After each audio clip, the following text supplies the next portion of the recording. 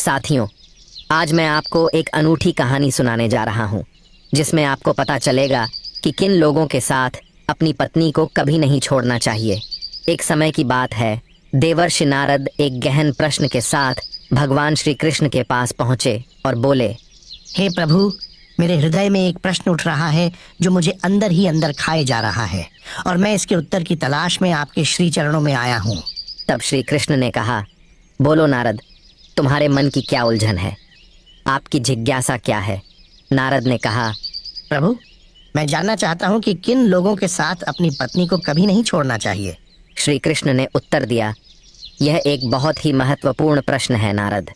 इसका उत्तर मैं तुम्हें एक कथा के माध्यम से दूंगा। तब नारद जी ने कहा, हे प्रभु, कृपया आप वह कथा सुनाइए। तब भगवान श्री कृष्ण ने कथा आरंभ की। एक समय की बात है, एक नगर में एक धनी सेठ रहता था, जिसका घर बहुत ही विशाल और सुंदर था। उसकी पत्नी अत्यंत रूपवती थी और उसकी तुलना में नगर में कोई भी अन्य स्त्री उतनी सुंदर नहीं थी। उनके घर के आंगन में एक पेड़ था, जिस पर एक वृद्ध चिड़िया ने अपना घर बनाया था। सेठ और उसकी पत्नी उस चिड़िया की बहुत देखभाल करते थे और उसे प्रतिदिन भोजन देते थे। उनके घर में कई सेवक थे और सेठ अक्सर व्यापार के लिए नगर से बाहर जाता था। एक दिन वह बुजुर्ग चिड़िया सेठ से बोली, हे सेठ, आपको अपनी पत्नी को अकेला छोड़कर नहीं जाना चाहिए। सेठ ने जिज्ञासा से पूछा, चिड़िया, तुम ऐसा क्यों कह रही हो? मैं अपनी पत्नी को अपने ही घर में अकेला क्यों नहीं छोड़ सकता? तब चिड़िया कहती है कि सेठ जी, मैं आपको यह बात एक कहानी के माध्यम से बताती हूँ, आप ऐसे नहीं समझेंगे। तब वह सेठ कहता है, ठीक है चिड़िया, तुम कहानी सुनाओ। अब श्री कृष्ण कहते हैं कि ही देवर्षि नारद जी। अब वह चिड़िया अपनी कहानी सुनाना प्रारंभ करती है और कहती है कि सेठ जी, आप इस कहानी को पूरा ध्यान देकर मन से सुनिए और जो मैं आपको इस कहानी के माध्यम से बातें बताऊंगी, आप वो याद जरूर रखना। अब वह बूढ़ी चिड़िया कहानी को सुनाना आरंभ करती है और वह चिड़िया कहती है, किसी राज्य में महाराज देव सिंह नाम के एक राजा राज्य करते थे। देव सिंह एक सन की किस्म का राजा था। एक बार वह भ्रमण करने के लिए जंगल में चला जाता है। जंगल में घूमते घूमते उनकी मुलाकात एक संत महात्मा से हो जाती है। वह संत महात्मा एक पाखंडी था। राजा देव सिंह सभी साधु संतों पर बहुत विश्वास करता था। उस संत को देखकर राजा देव सिंह के मन में एक जिज्ञासा उठी। राजा देव सिंह ने सन्यासी को अपना परिचय दिया और उससे पूछने लगे, हे संत महाराज, आप बहुत पहुँचे हुए संत दिखाई पड़ते हैं। मेरी रानी इस समय गर्भवती है। जानना चाहता हूँ कि मेरी रानी की कोख से पुत्र का जन्म होगा या पुत्री का। तब वह ढोंगी संत कहने लगा, हे राजन, मैं ये तो नहीं बता सकता कि आपकी रानी की कोख से पुत्र का जन्म होगा या पुत्री का, किंतु हे राजन, मैं तुम्हें इतना ज़रूर कह सकता हूँ कि अगर तुम्हारी रानी ने किसी पुत्री को जन्म दिया तो तुम्हारा सर्वनाश हो जाएगा। उस ढोंगी सन्यासी की यह बात सुनकर राजा बड़ा ही भयभीत हो गया और वह सोचने लगा कि अगर मेरी रानी ने किसी पुत्री को जन्म दे दिया तो मेरी मृत्यु हो जाएगी। यही बात सोचकर राजा को पुत्री के नाम से नफरत होने लगी। घर आने के बाद राजा ने अपनी रानी से आकर कहा कि हे रानी, भूल से भी हमारे घर में पुत्री का जन्म नहीं होना चाहिए। अगर पुत्री का जन्म होगा तो मैं तुम्हें सैनिकों से कहकर जान से मरवा दूंगा और होने वाली पुत्री को भी मार दूंगा। श्री कृष्ण अब नारद जी से कहते हैं कि हे नारद जी, वह बूढ़ी चिड़िया अब आगे कहती हैं, हे सेठ जी, राजा की यह बात सुनकर वह रानी डर गई, क्योंकि वह जानती थी कि राजा बड़ा ही क्रूर किस्म का राजा है। अगर मेरी कोख से पुत्री का जन्म हुआ तो यह सच में उस पुत्री को मरवा देगा। अब वह रानी रोज भगवान से प्रार्थना करने लगी थी कि हे परमात्मा, मेरी कोख से पुत्री का जन्म ना हो, नहीं तो राजा उसे जीवित नहीं छोड़ेंगे। भगवान की कृपा से रानी ने सर्वप्रथम एक पुत्र को जन्म दिया, जिसे देखकर रानी और राजा देव सिंह बहुत प्रसन्न हुए। राजा देव सिंह तो इसीलिए प्रसन्न हुआ कि अच्छा हुआ उसे पुत्री नहीं हुई।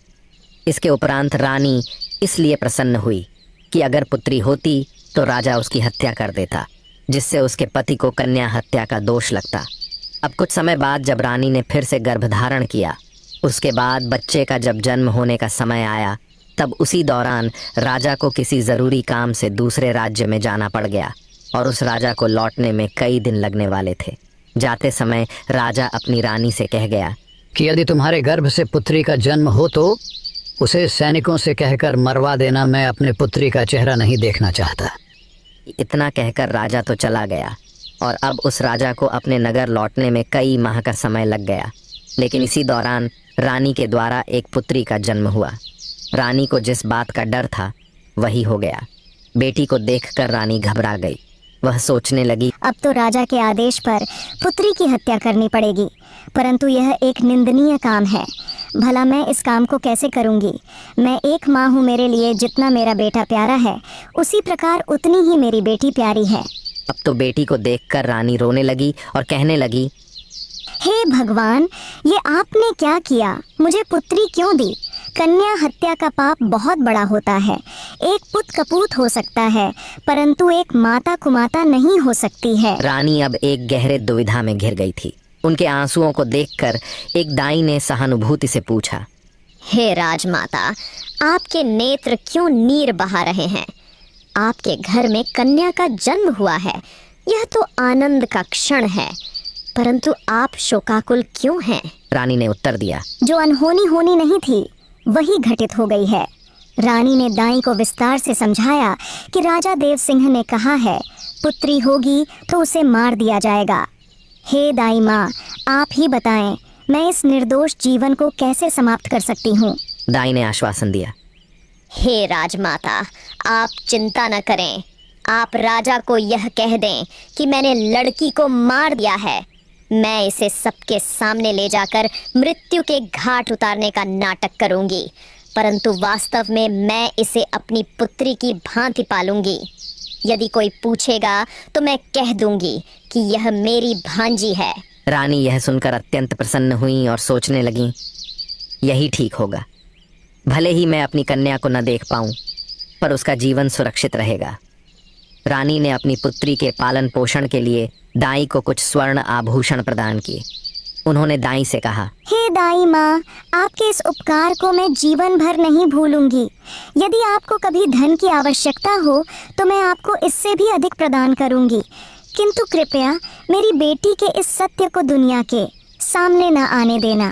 श्री कृष्ण ने नारद जी से कहा। दाई को समझाने के पश्चात रानी ने अपनी बेटी को दाई के हाथों में सौंप दिया। धीरे धीरे उस दाई ने पूरे राज्य और महल में यह खबर फैला दी कि राजा के आदेशानुसार उसने बच्ची को मार दिया है और उसे ज़मीन में दफना दिया है। बच्ची को ले जाने के बाद दाई ने उसका बहुत ही अच्छे से पालन पोषण शुरू कर दिया। कुछ समय बीतने के बाद जब राजा देव सिंह अपने राजमहल में वापस आए तो उन्हें भी यही बताया गया कि उनके जाने के बाद रानी ने एक बेटी को जन्म दिया था और उस बेटी को उनके आदेशानुसार मारने के बाद ज़मीन में दफना दिया गया है। ये सुनकर राजा बहुत प्रसन्न हुए। दाई ने बच्ची को अपनी भतीजी बताकर उसका पालन पोषण किया। जब भी रानी को अपनी बेटी को देखने की इच्छा होती, दाई उसे राजमहल ले आती। बच्ची को देखकर रानी की ममता उमड़ पड़ती और वह चोरी छिपे उससे प्यार करती। यदि कोई पूछता कि यह बच्ची कौन है तो रानी उसे दाई के भाई की बेटी बताती। अपनी पुत्री को देखकर रानी को बहुत सुकून मिलता और वह दाई को धन, वस्त्र और आभूषण दिया करती। रानी के आदेशानुसार दाई ने बेटी की परवरिश में कोई कमी नहीं आने दी और धीरे धीरे वह बेटी बड़ी होने लगी, जवान हो गई।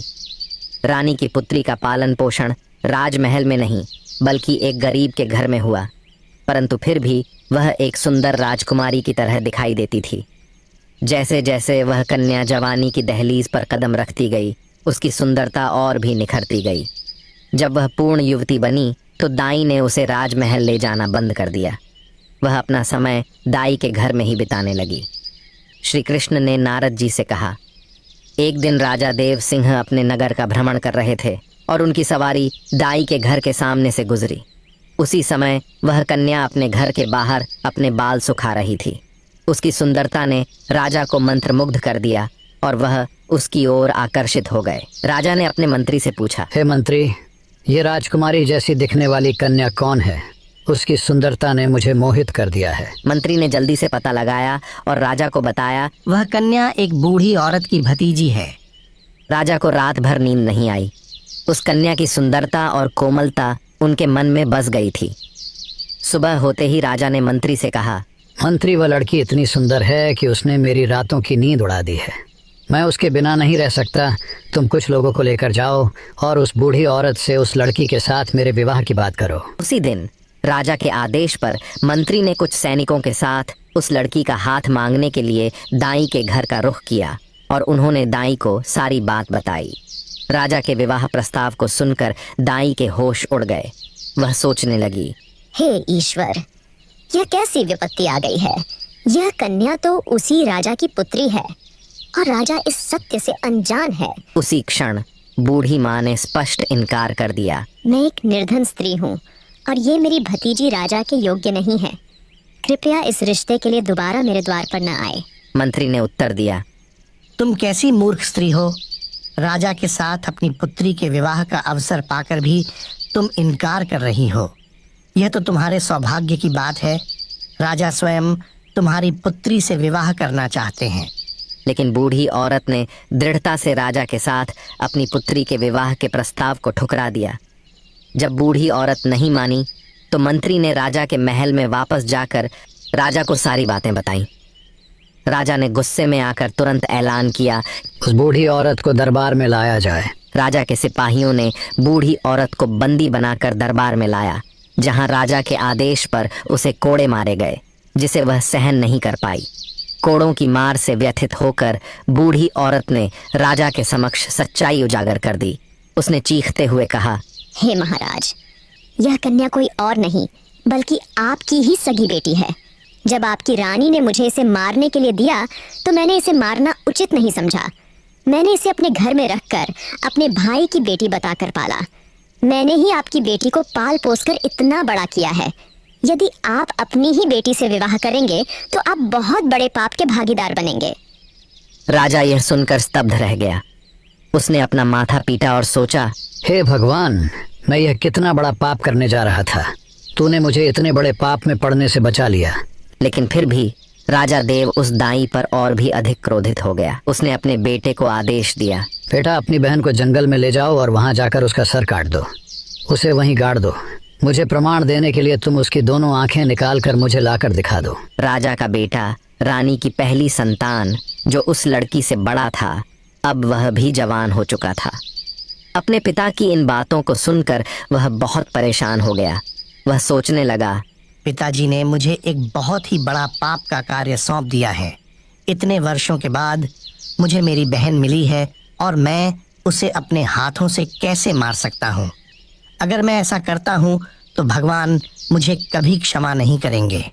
हे भगवान, यह पाप मुझसे ना कराओ। यह सोच सोचकर राजकुमार बहुत दुखी हो गया। वह सोचने लगा, मैं अपनी बहन की हत्या कैसे करूँगा। मैं उसकी आंखें कैसे निकाल पाऊंगा। अगर मैं अपने पिता को बहन की हत्या करने से मना करता हूँ तो मेरे पिताजी बहुत जिद्दी हैं। वह मुझसे नहीं तो किसी और से कहकर मेरी बहन को अवश्य ही मरवा देंगे। श्री कृष्ण ने आगे कहा, हे देवर्षि नारद, वह चिड़िया आगे कहती है। मजबूर होकर राजकुमार अपनी बहन को लेकर जंगल की ओर चल पड़ा। जंगल में ले जाते समय भाई का प्यार बहन के प्रति उमड़ पड़ा और उसने अपनी बहन से कहा, मेरी प्यारी बहन, मैं किसी भी सूरत में तुम्हारा खात्मा नहीं कर पाऊंगा। मैं तुम्हें यहाँ अकेला छोड़ देता हूँ। अब तुम्हारी किस्मत तुम्हारे साथ है और अगर ईश्वर ने चाहा तो तुम निश्चित ही सुरक्षित रहोगी।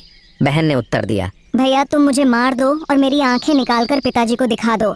अगर तुम ऐसा नहीं करोगे तो पिताजी तुम्हें भी सजा देंगे। दोनों भाई बहन ने एक दूसरे को कसकर गले लगाया और बहुत रोए। उनके दिल पर दुखों का बोझ भारी पड़ रहा था। लेकिन अंत में राजकुमार ने फैसला किया कि वह अपनी बहन को नहीं मारेगा। उसने अपनी बहन को समझाया, बहन, मैं तुम्हें इस जंगल में छोड़ रहा हूँ। ईश्वर की मर्जी जो होगी वही होगा। मैं पिताजी को कोई बहाना बना दूंगा। इतना कहकर उसने अपनी बहन को जंगल में छोड़ दिया और आगे बढ़ गया। जंगल में आगे जाकर उसने एक हिरण को देखा, उसे मार दिया और उसकी आंखें निकाल लीं। फिर वह अपने पिता के पास पहुंचा और हिरण की आंखें दिखाते हुए कहा, पिताजी, मैंने बहन को मारकर एक बहती हुई नदी में फेंक दिया है। राजा को विश्वास हो गया कि उसके पुत्र ने लड़की को मार दिया है। इधर रानी ने अपने बेटे को बुलाकर पूछा, क्या तूने सच में अपनी बहन को मार दिया है? राजकुमार ने उत्तर दिया, माँ, मैं आपसे झूठ नहीं बोलूँगा। मैंने अपनी बहन को नहीं मारा है बल्कि उसे जंगल में छोड़ दिया है। ये सुनकर रानी को राहत मिली और वह भगवान का धन्यवाद करने लगी। उसने प्रार्थना की, हे भगवान, आपने मेरे बेटे को सद्बुद्धि दी। मेरी बेटी जंगल में अकेली भटक रही होगी। हे प्रभु, आप उसकी रक्षा करना और उसे ऐसी जगह पर पनाह देना जहां उसके जीवन की नया पार हो जाए। मैंने जब उसे जन्म दिया है तो वह अपना पूरा जीवन जीकर ही मृत्यु को प्राप्त हो। श्री कृष्ण ने आगे कहा, हे देवर्षि नारद, इधर राजकुमारी ने प्रकृति के उपहारों से अपना जीवन यापन किया। वृक्षों के फल और जंगली फूलों को खाकर वह अपने दिन बिताती। उसके वस्त्र फट चुके थे और वह अर्धनग्न अवस्था में जंगल में भटक रही थी। वह घनी झाड़ियों में छिपकर रात बिताती। एक दिन दूसरे राज्य के राजा सुधर्मा शिकार के लिए उसी जंगल में आए। राजकुमारी जब फल तोड़ रही थी तो उसने घोड़ों की तोपों की आवाज़ सुनी और घनी झाड़ियों में छिप गई। राजा सुधर्मा उसी वृक्ष के नीचे आराम करने के लिए बैठ गए जहां राजकुमारी छिपी थी। जब राजा की नज़र झाड़ियों पर पड़ी तो उन्होंने एक मानवीय आकृति देखी। उन्होंने पुकारा, कौन है वहाँ? झाड़ियों में क्या कर रहे हो? जो भी हो, बाहर आओ और मेरे सामने आओ। मैं तुम्हें आश्वासन देता हूँ कि तुम्हें कोई हानि नहीं पहुँचाई जाएगी। मैं एक दुखी स्त्री हूँ, मेरे वस्त्र फट चुके हैं। यदि आप मुझे वस्त्र दे सकते हैं तो मैं बाहर आ सकती हूँ। राजा ने उसे एक चादर दी और राजकुमारी ने उसे ओढ़कर बाहर आ गई। राजा ने उसकी सुंदरता देखी और सोचा कि वह उनकी रानी बनने के योग्य है। उन्होंने उसे अपनी रानी बनने का प्रस्ताव दिया और राजकुमारी ने सहमति जताई। अब श्री कृष्ण कहते हैं कि ही देवर्षि नारद जी वो कहते हैं ना कि डूबते हुए को तिनके का सहारा ही बहुत है। यहाँ तो फिर भी एक राजकुमार था जो उसे अपनी पत्नी बनाना चाहता था। अब वह चिड़िया आगे उस सेठ कहती है कि सेठ जी। इसके बाद वह राजा उस कन्या को अपने घोड़े पर बैठाकर अपने राज्य में ले आया। तो सबसे पहले तो वह अपने पिता के समय के एक बुजुर्ग मंत्री के घर में जा पहुंचा और उस लड़की को उस बुजुर्ग मंत्री के घर पर छोड़ दिया। और उस राजा ने उस मंत्री से कहा, हे काका, आप ऐसा समझो कि यह आपकी पुत्री है और मैं इस लड़की से विवाह करूंगा। यदि ऐसे इसे अपने महल ले जाऊंगा तो लोग बोलेंगे राजा किसी लड़की को भगा कर लाया है, जो मैं नहीं चाहता। मैं संपूर्ण विधि विधान से शादी करके अपने महल ले जाना चाहता हूँ।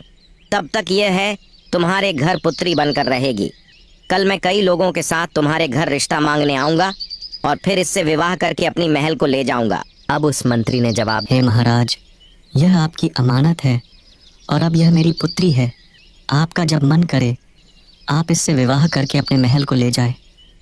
तब तक मैं इसका बहुत ही अच्छे से ख्याल रखूंगा। अगले दिन राजा के सेनापति और मंत्री ने बूढ़े मंत्री के घर जाकर राजकुमारी का हाथ मांगा और जल्द ही उनका विवाह हो गया। विवाह के बाद राजकुमारी राजा सुधर्मा की पत्नी बनकर रहने लगी और दोनों बहुत प्रसन्न थे। राजा ने कभी भी अपनी पत्नी से उसके अतीत के बारे में नहीं पूछा और दोनों ने 2 वर्ष साथ बिताए। जब रानी ने एक पुत्र को जन्म दिया तो राजा और भी खुश हो गया। एक दिन राजा ने रानी से उसके कुल और अतीत के बारे में पूछा, लेकिन राजकुमारी ने बात को टाल दिया। कुछ समय बाद जब रानी ने दूसरे पुत्र को जन्म दिया तो राजा ने फिर से उसी बात को दोहराया। राजकुमारी अपने अतीत की बातें अपने पति को नहीं बताना चाहती थी, लेकिन राजा उसके अतीत को जानने के लिए उत्सुक था। रानी ने जाना कि राजा उससे बहुत प्रेम करते हैं, इसलिए उसने अपने जीवन की सारी कहानी उसे बता दी। राजा ने राजकुमारी की दुख भरी दास्तान सुनी और उसकी आंखों में आंसू आ गए। राजा ने रानी से कहा कि वह उसे उसके पिता से मिलाने ले चलेंगे, लेकिन राजकुमारी ने पहले तो इनकार कर दिया। राजा के अनुरोध पर रानी अपने पिता से मिलने के लिए तैयार हो गई। श्री कृष्ण ने आगे कहा, हे देवर्षि नारद, वह चिड़िया आगे कहती है, अगले दिन राजा सुधर्मा ने राजा देव सिंह के यहाँ जाने का निश्चय किया, लेकिन एक महत्वपूर्ण कार्य के कारण उन्हें दूसरे शहर जाना पड़ा। राजा ने अपने मंत्री और सेनापति को रानी और दोनों बच्चों के साथ राजा देव सिंह के राज्य की ओर रवाना कर दिया। राजा ने रानी को समझाया कि वह उसके पहुंचने से पहले वहां पहुंच जाएंगे। इस प्रकार राजा सुधर्मा का मंत्री और सेनापति कुछ सेना के साथ राजकुमारी को लेकर देव सिंह के राज्य की ओर चल पड़े। राजा सुधर्मा के राज्य से राजा देव सिंह के राज्य तक की दूरी काफी अधिक थी, इसलिए उनकी यात्रा में शाम ढल गई और उन्होंने रात्रि विश्राम के लिए एक स्थान पर तंबू लगाने का निर्णय लिया। जहां राजकुमारी का तंबू लगाया गया था, वहीं मंत्री ने भी अपना तंबू स्थापित कर दिया। राजकुमारी ने मंत्री से कहा कि वह एक राजा की बेटी और एक यशस्वी राजा की पत्नी है और उसे उचित नहीं लगता कि मंत्री उसके बगल में अपना तंबू लगाए। मंत्री ने उत्तर दिया, उन्हें राजा के आदेश पर उनकी और उनके बच्चों की देखभाल के लिए भेजा गया है। रात्रि के एक दूसरे पहर में वह चालाक मंत्री चुपके से राजकुमारी के शिविर में प्रवेश कर गया। जैसे ही मंत्री ने शिविर की दहलीज पार की, राजकुमारी ने तत्परता से उठकर खुद को संभाला और मंत्री के नापाक इरादों को भांप लिया। उसे यकीन हो गया कि मंत्री के दिल में कुछ तो काला है। राजकुमारी ने फिर तेज आवाज में चेतावनी दी, सावधान, अगर तुमने मुझे हाथ भी लगाया तो तुम इस शिविर से तत्काल निकल जाओ। उसने मंत्री को बार बार शिविर छोड़ने को कहा, परंतु मंत्री ने उसकी एक न सुनी और धीरे धीरे उसकी ओर बढ़ता रहा। राजकुमारी ने फिर कहा, अरे दुष्ट, क्या तुम्हें पता नहीं कि तुम क्या करने जा रहे हो? अगर तुम्हें अपनी भलाई प्यारी है तो अभी इसी वीर से बाहर चले जाओ। लेकिन मंत्री ने राजकुमारी की बातों को अनसुना कर दिया। तब राजकुमारी ने अपने बड़े पुत्र को मंत्री के सामने खड़ा किया और भगवान और पुत्र की दुहाई देते हुए मंत्री को कसम दिलाई। परंतु मंत्री के मन में वासना का जहर घुल चुका था और वह वासना की अंधी गलियों में खो चुका था। उसकी आंखों के सामने सिर्फ रानी का हसीन चेहरा था। फिर वह मंत्री आगे बढ़ा और अपनी तलवार निकालकर राजकुमारी के पुत्र का सिर काट दिया। राजकुमारी ने अपने पुत्र की दुर्दशा देखकर विलाप किया। उसे समझ आ गया कि यह दुष्ट मंत्री अब नहीं मानेगा, इसलिए उसने अपनी इज्जत बचाने का निश्चय किया। रानी ने फिर एक चाल चलते हुए कहा, रुको, मैं अभी आती हूँ, मुझे मूत्राशय करना है, उसके बाद आप जो चाहे मेरे साथ कर लेना। इतना कहकर वह शिविर से बाहर निकली और जंगल की ओर भाग गई। सुबह तक वह झाड़ियों में छिपी रही और जब सुबह हुई तो वह अपने शिविर में वापस आई। लेकिन वहां उसने अपने पुत्र का शव देखा। अपने पुत्र की दुर्दशा देखकर रानी का दिल और भी टूट गया, लेकिन वह अब क्या कर सकती थी। उस दुष्ट मंत्री के सामने राजकुमारी असहाय हो गई। श्री कृष्ण ने आगे कहा, हे देवर्षि नारद, अपने पुत्र की दुखद मृत्यु का शोक मन में छिपाए वह अपने साथियों के साथ आगे बढ़ चली। जब शाम ढली और सभी ने अपने डेरे लगाए, तब राजकुमारी के डेरे के निकट सेनापति ने भी अपना डेरा जमाया। राजकुमारी ने सेनापति को बुलाकर निवेदन किया, हे सेनापति, कृपया अपने डेरे को यहाँ से दूर स्थापित करो। सेनापति ने उत्तर दिया, हे राजकुमारी, राजा ने मुझे आपकी सुरक्षा का उत्तरदायित्व सौंपा है। राजकुमारी ने उसे बार बार मना किया, परंतु सेनापति ने भी मंत्री की भांति उसकी एक न सुनी और अपना डेरा वहीं बनाए रखा। श्री कृष्ण ने आगे कहा, हे देवर्षि नारद, राजकुमारी को फिर से सब कुछ समझ में आ गया था। इस चिंता में वह पूरी रात सो नहीं पाई। आधी रात को वासना से विचलित सेनापति ने राजकुमारी के डेरे में प्रवेश किया। राजकुमारी ने उसे ललकारते हुए कहा, हे सेनापति, क्या तुम नहीं जानते कि मैं कौन हूँ? मैं एक राजा की पत्नी और पुत्री हूँ। इसे जानते हुए तुम मेरे डेरे में क्यों आए हो? अभी तुरंत बाहर निकल जाओ। परंतु वह कुटिल सेनापति हंसते हुए आगे बढ़ा। राजकुमारी के बार बार निवेदन करने के बावजूद सेनापति ने उसकी बात नहीं मानी। जब वह राजकुमारी की ओर बढ़ने लगा तो राजकुमारी ने अपने छोटे बेटे को उसके सामने खड़ा किया और कहा, हे धूर्त, मुझे मेरे बेटी की कसम है, अगर तूने मेरे ऊपर बुरी नजर डाली तो मैं तेरा सर्वनाश कर दूंगी। सेनापति ने तलवार निकाली और उस छोटे बेटे का सिर काट दिया। राजकुमारी ने कहा, हे सेनापति, थोड़ी देर रुको, मैं अभी आती हूँ, फिर आपका मन जो करे वह कर लेना। इसके बाद वह डेरे से बाहर निकली और जंगल की ओर भाग गई।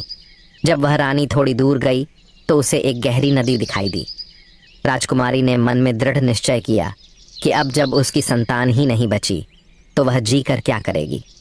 उसने मरने का निश्चय किया और नदी में कूद पड़ी। परंतु नदी के पानी का बहाव इतना तेज था, जैसे ही रानी उस नदी में कूदी तो पानी का बहाव उसे एकदम खींच ले गया और जंगल के एक छोर में वह रानी नदी में बहती हुई जा रही थी। नदी में बहते बहते वह जंगल के नदी के किनारे जा पहुंची। अब सुबह हो चुकी थी। वहां पर दो सन्यासी महात्मा उसी नदी में अपने गुरु के वस्त्र को धोने के लिए आए थे। उसी समय उन सन्यासी शिष्यों ने देखा कि कोई औरत इस नदी में बहते हुए उनकी तरफ आ रही है तो उन दोनों योगियों ने रानी को पकड़कर बाहर निकाल लिया। जब रानी को होश आया तो राजकुमारी के पैरों तले जमीन खिसक गई। अब राजकुमारी मन में सोचने लगी कि उस मंत्री और सेनापति से तो मुझे जैसे तैसे छुटकारा मिल गया, लेकिन अब इन योगियों ने मुझे घेर लिया है। जैसे ही 2 योगियों ने राजकुमारी को पकड़ा तब तक वहां 4 सन्यासी महात्मा और आ पहुंचे।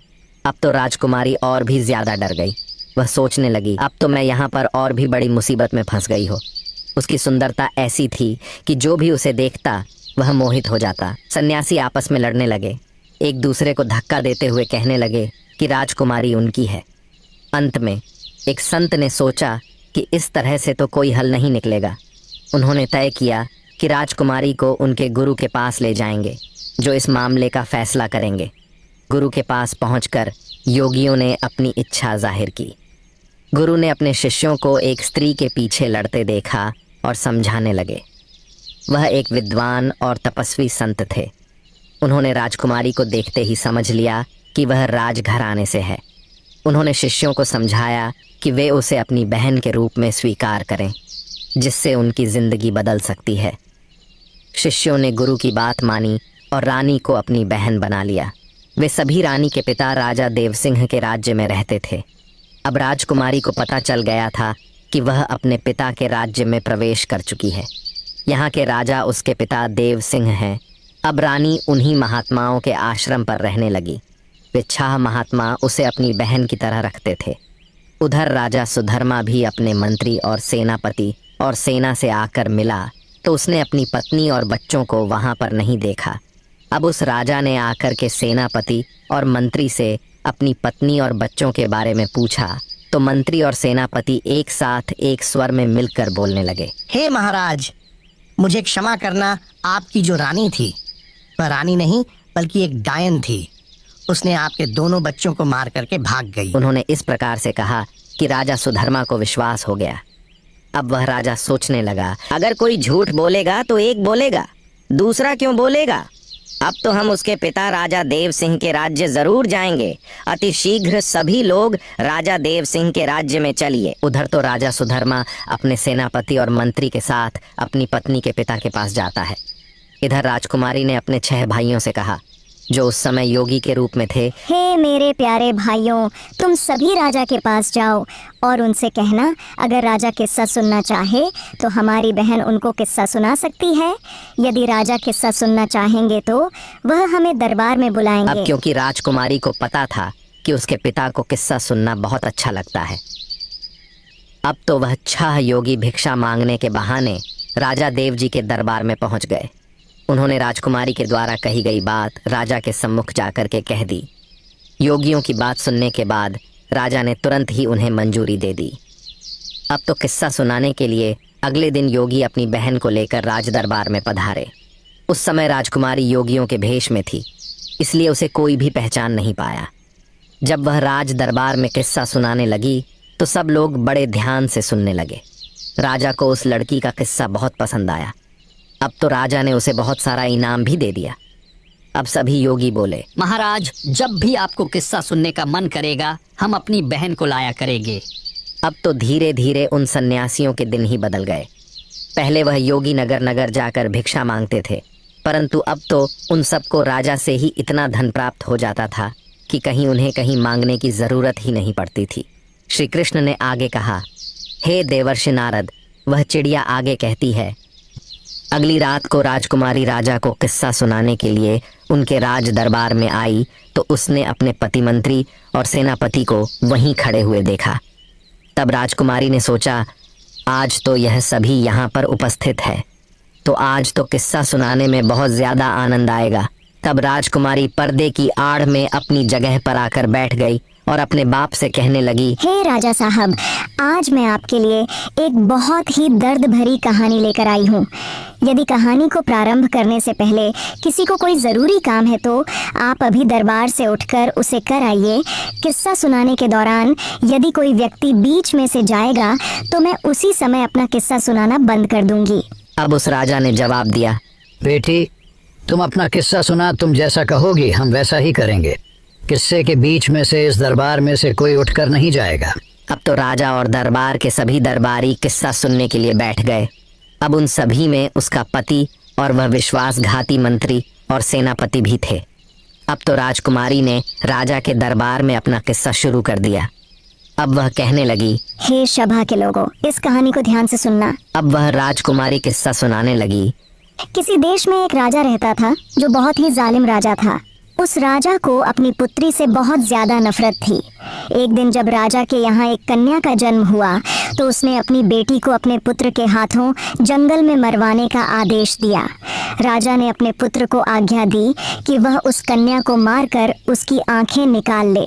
राजा देव सिंह ने जब यह कहानी सुनी तो उन्हें एहसास हुआ कि यह उनकी ही कहानी है।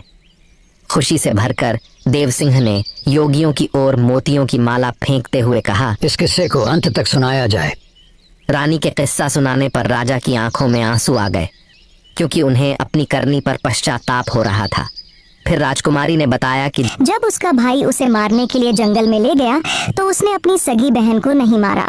उसने उसे जंगल में छोड़कर वापस लौट आया। यह जानकर राजा थोड़ा प्रसन्न हुआ और सोचने लगा कि शायद उसकी पुत्री आज भी जीवित हो सकती है। राजकुमारी ने अपनी कहानी जारी रखी।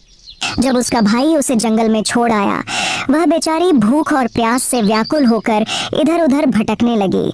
भूख लगने पर वह वृक्षों के पत्ते और फल फूल खाकर अपना पेट भरती थी। इस तरह से अपने आप को जीवित रखती थी।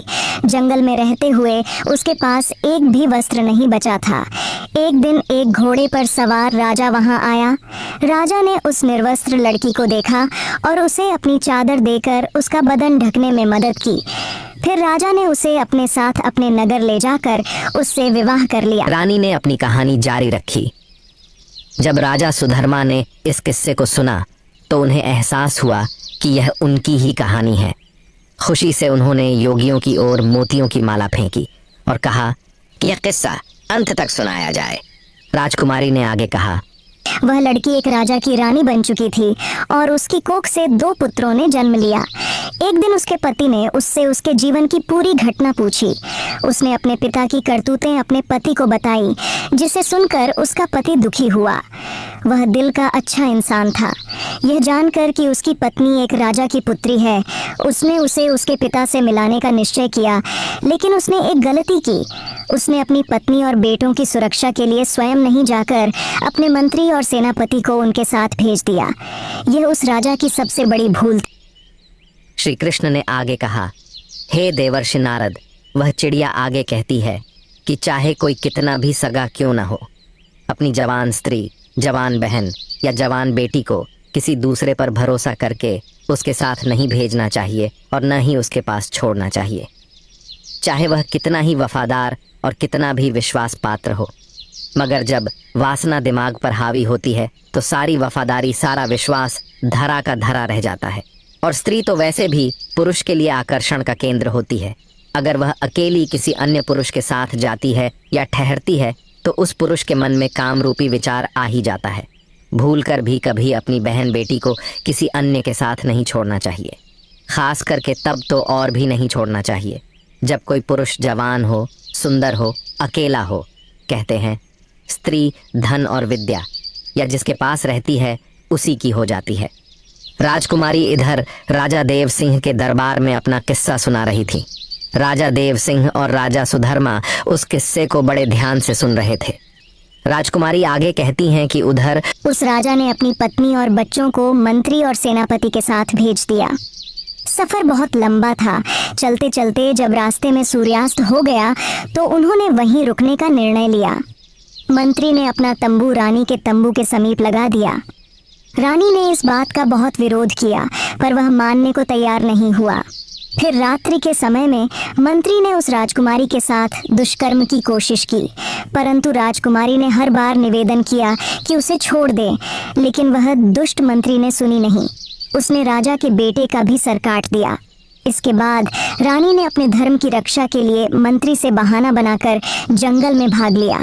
रात भर उसने जंगल में गुजारते हुए अपने पतिव्रत धर्म की रक्षा की। दूसरे दिन जब रानी अपने तंबू में वापस आई तो उसे अपने बेटे की लाश को देखकर रोने लगी। जैसे जैसे कहानी आगे बढ़ती जा रही थी तो उधर मंत्री के हालत खराब होते जा रहे थे। अब तो धीरे धीरे वह मंत्री भी बहाना बनाते हुए राजा के दरबार से उठकर जाना चाहता था, तो राजा ने तुरंत ही उसे डांट फटकार कर बैठा दिया। तब रानी आगे कहानी सुनाने लगी। अब दूसरे दिन को जब वह वहां से आगे को चले और एक जगह रास्ते में फिर तंबू लगाए, तो उस रात सेनापति तंबू में घुसकर दुष्कर्म की लालसा से रानी के पास जा पहुंचा। रानी ने पहले तो उसे खूब ललकार कर समझाया कि वह यहाँ से चला जाए, लेकिन वह दुष्ट लौटने को तैयार नहीं हुआ। तो रानी ने उसे अपने छोटे बेटे की कसम दी। यह कहानी सुनकर सेनापति भी घबराने लगा, सोचने लगा, यह तो मेरा भेद खुल रहा है। वह भी उठकर भागने को तैयार हुआ, तो राजा ने डांटकर उसे भी बैठा दिया। राजा सुधर्मा ने कहा, क्यों भाई, सच्चाई तुमसे सुनी नहीं जा रही है क्या? सेनापति भी अपना मुंह लटकाकर चुपचाप बैठ गया। इधर किस्सा जारी था। राजकुमारी कहने लगी, फिर उसके बाद सेनापति ने भी रानी के छोटे बेटे का कत्ल कर दिया। वह गलत भाव लेकर रानी के पास बढ़ता गया, तो उसी समय पर किसी तरह से राजकुमारी अपनी जान बचा करके वहां से भाग निकली और वहां से एक नदी में कूद गई। लेकिन उसकी किस्मत ने वहां पर उसका साथ नहीं दिया। वह बेचारी जिंदा बच गई। उस नदी के जल में बहते बहते जंगल के दूसरे छोर पर 6 योगियों के पास पहुंच गई। सन्यासियों ने भी उस राजकुमारी को अपनी पत्नी बनाना चाहा, परंतु उनके महान बुद्धिमान गुरुजी ने उन सन्यासियों से यह पाप होने से बचा लिया, और गुरुजी के बार बार समझाने पर सन्यासियों ने उस राजकुमारी को अपनी बहन के रूप में स्वीकार कर लिया। फिर वह भाई बहन अपने यहाँ जो राजा था, उस राजा के यहाँ पर किस्सा सुनाने के लिए रोज अपनी बहन को ले जाने लगे। इतनी कहानी सुनाने के बाद में वह राजकुमारी अपना पर्दा हटाकर राजा के सामने आकर खड़ी हो गई। अपनी कन्या को देखकर राजा देव सिंह भी पहचान गए, और उधर अपनी पत्नी को देखकर राजा सुधर्मा की आंखें भर आईं। पत्नी को सामने देखकर राजा सुधर्मा बहुत प्रसन्न हुआ, लेकिन अपने पुत्रों की मृत्यु का दुख उसे अंदर ही अंदर खाए जा रहा था। राजा सुधर्मा राजा देव सिंह से आज्ञा मांगने लगा, महाराज, मेरा मंत्री और मेरा सेनापति मेरा ही शत्रु है, इसे मैं स्वयं दंड देना चाहता हूँ। तब उसी तरह से राजा सुधर्मा ने उन दोनों के सर कलम कर दिए। पापियों को उनके करने का दंड मिल चुका था। इधर राजा देव सिंह ने अपनी बेटी को सीने से लगा लिया और बार बार उससे अपने किए की क्षमा मांगने लगा। पुत्री ने अपने पिता को क्षमा कर दिया। श्री कृष्ण ने आगे कहा, हे देवर्षि नारद, वह चिड़िया आगे कहती है, इस प्रकार से राजकुमारी अपने पति के साथ कुछ दिन तक अपने पिता के घर पर ही रही। फिर उसके बाद राजा सुधर्मा अपनी पत्नी को लेकर अपने नगर लौट आया और हंसी खुशी के साथ समय व्यतीत करने लगा। कुछ ही समय में रानी ने 2 बेटों को और जन्म दिया। अब तो उनकी खोई हुई खुशी वापस आ गई। अब भगवान श्री कृष्ण कहते हैं कि देवर्षि नारद जी, इस प्रकार से इस बूढ़ी चिड़िया ने इस सेठ को समझाया कि कैसे लोगों के पास अपनी पत्नी को नहीं छोड़ना चाहिए। अब देवर्षि नारद जी को भी उनके प्रश्न में का उत्तर मिल गया। मित्रों, कहते हैं ना कि अगर भगवान किसी के पक्ष में होता है तो कोई भी उसका बाल बांका नहीं कर सकता। चाहे कोई कितना भी प्रयास कर ले, कोई उसे मार नहीं सकता। मृत्यु जीवन मरण या विधाता के हाथ में होता है, इंसान के हाथ में कुछ नहीं। मित्रों, आपको यह कहानी कैसी लगी कमेंट सेक्शन में ज़रूर बताएं।